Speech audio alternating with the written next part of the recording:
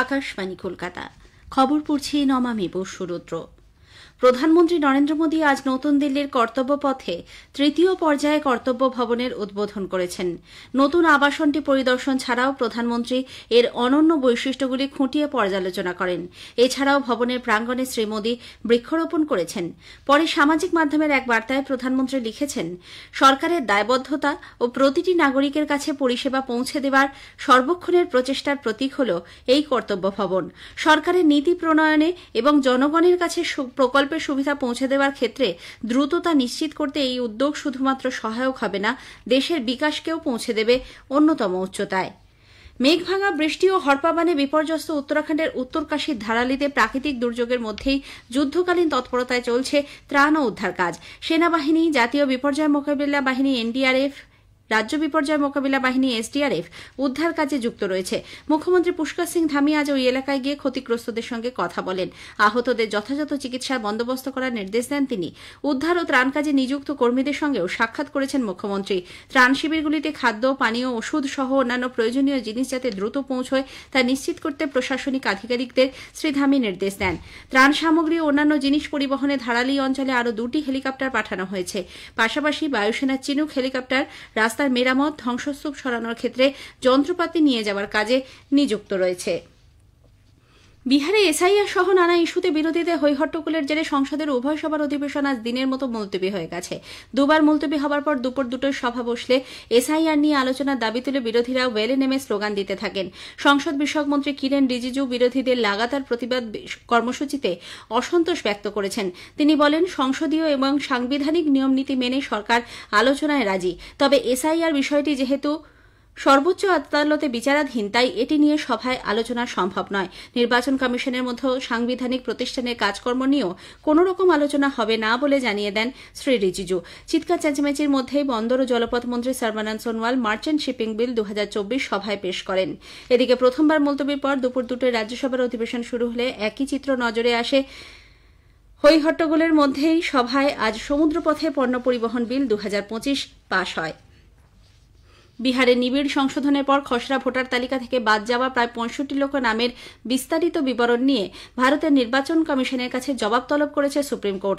Association for Democratic reforms বা ADR এর দায়ের করা আবেদনের প্রেক্ষিতে বিচারপতি সূর্যকান্ত, বিচারপতি উজ্জ্বল ভূঁইয়া এবং বিচারপতি এন.কে. সিং এর বেঞ্চ এ সংক্রান্ত একটি নির্দেশ জারি করেছে। ভোটার তালিকায় ভুয়ো ভোটারের নাম তোলার অভিযোগে ভারতের নির্বাচন কমিশন পশ্চিমবঙ্গের 4 সরকারি আধিকারিককে সাসপেন্ড করার জন্য রাজ্য সরকারকে নির্দেশ দিলেও কোনো সরকারি আধিকারিককে সাসপেন্ড করা হবে না বলে মুখ্যমন্ত্রী মমতা ব্যানার্জি জানিয়েছেন। জেলা সফরে বেরিয়ে আজ ঝাড়গ্রামে মুখ্যমন্ত্রী বিভিন্ন রাজ্যে বাংলাভাষীদের ওপর হেনস্থার অভিযোগে মিছিল করেন। পরে এক সভায় মুখ্যমন্ত্রী অভিযোগ করেন, রাজ্যের সরকারি কর্মীদের ভয় দেখানো হচ্ছে। নির্বাচন কমিশন কেন্দ্রের নির্দেশ মতো কাজ করছে। ভোটে জেতার লক্ষ্যে ভোটার তালিকা থেকে নাম বাদ দেওয়ার জন্যই এসআইআর করা হচ্ছে বলেও অভিযোগ করেন তিনি। অন্য রাজ্য থেকে এ রাজ্যের বাসিন্দাদের এনআরসি নোটিশ পাঠানো যায় না বলেও মুখ্যমন্ত্রী স্পষ্ট জানিয়েছেন। আজকে বাংলা ভাষায় কথা বললেই তাকে জেলে নিয়ে যাওয়া হচ্ছে, বাংলাদেশি আখ্যা দেওয়া হচ্ছে। বাংলা ছাড়া ভারতবর্ষ হয় না। কুচবিহারের রাজবংশী ভাষী তপশিলি বন্ধুদের আসাম থেকে নোটিশ আপনারা বাংলায় পাঠাতে পারেন না, এটা ক্রিমিনাল অফেন্স। ধিক্কার বিজেপি সরকারকে, ধিক্কার আসাম গভর্নমেন্টকে, ধিক্কার। এদিকে তৃণমূল কংগ্রেসের শাসনকালে এ রাজ্যে বাংলা ভাষার শিক্ষকের দাবিতে 2 পড়ুয়াকে প্রাণ দিতে হয়েছিল বলে রাজ্যসভার সাংসদ বিজেপির রাজ্য সভাপতি শ্রমিক ভট্টাচার্য জানিয়েছেন।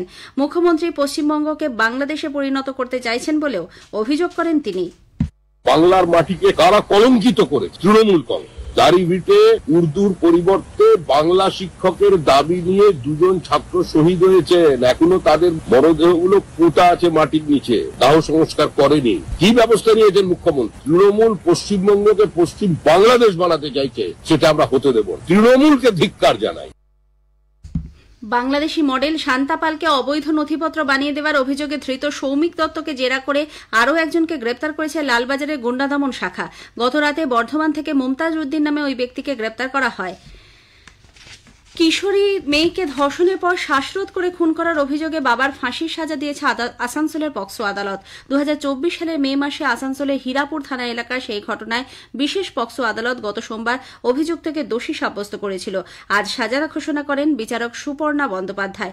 সরকারি আইনজীবী সোমনাথ চট্টরাজ জানান, নির্যাতিতার মাই স্বামীর বিরুদ্ধে থানায় অভিযোগ দায়ের করেছিলেন। ডুরান্ড কাপ ফুটবলে ইস্টবেঙ্গল আজ গ্রুপ এ লিগ ম্যাচে পাঞ্জাবের নামধারী এফসির মুখোমুখি হবে। যুব ভারতী ক্রীড়াঙ্গনে খেলা শুরু হবে সন্ধ্যে 7টায়। খবর শেষ হলো, এরপর গ্রামীণ সংবাদ সন্ধ্যে 6:35 মিনিটে।